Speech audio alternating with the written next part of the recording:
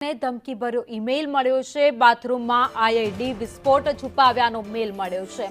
Police અને વિવિધ એજન્સીઓ દ્વારા એરપોર્ટની તપાસ હાથ ધરવામાં આવી છે। તપાસના અંતે કંઈ જ શંકાસ્પદ ન મળતા હાશકારો અનુભવાયો છે। ધમકીભર્યા મેલ અંગે પોલીસ ફરિયાદ નોંધવામાં આવી છે। અમદાવાદ એરપોર્ટને ઉડાવી દેવાની ધમકી મળી હતી। એરપોર્ટમાં એક બોમ્બ મૂકવામાં આવ્યો છે તેવી ધમકીભર્યો મેલ કરવામાં આવ્યો હતો। વધુ અપડેટ સાથે સંવાદદાતા પ્રતીક જાદવ અમારી સાથે જોડાઈ ગયા છે। પ્રતીક, અમદાવાદ એરપોર્ટને એક ધમકીભર્યો મેલ મળ્યો। ભાવિની, ગઈકાલે અમદાવાદ એરપોર્ટના ઈમેલ આઈડી ઉપર ફરી મેલ આવ્યો હતો ને ધમકીભર્યો ઈમેલ હતો કે જેની અંદર લખ્યું હતું કે એરપોર્ટના બાથરૂમની અંદર પાઇપલાઇનની અંદર આઈઈડી વિસ્ફોટકો છુપાવ્યા છે અને થોડી વારમાં જ બ્લાસ્ટ થશે। આ ઈમેલ મળતાની સાથે જ સિક્યુરિટી એજન્સીઓ તૈનાત કરવામાં આવી હતી। તેમણે સર્ચ ઓપરેશન આ સાથે સ્થાનિક પોલીસને પણ જાણ કરવામાં આવી હતી। તેમજ બોમ્બ સ્ક્વોડ અને ડોગ સ્ક્વોડ દ્વારા પણ સમગ્ર એરપોર્ટ પરિસરની તપાસ કરવામાં આવી હતી।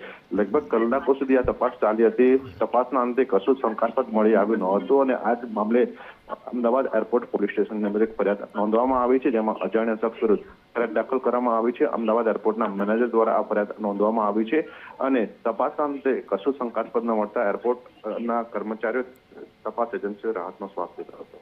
આભાર માહિતી માટે। જો કે આ પહેલીવાર નથી કે અમદાવાદ એરપોર્ટ ઉપર આવી રીતે ધમકી આપવામાં આવી હોય। થોડા સમય પહેલા પણ મેલ કરીને ધમકી આપવામાં આવી હતી। તો અમદાવાદ ફરી એક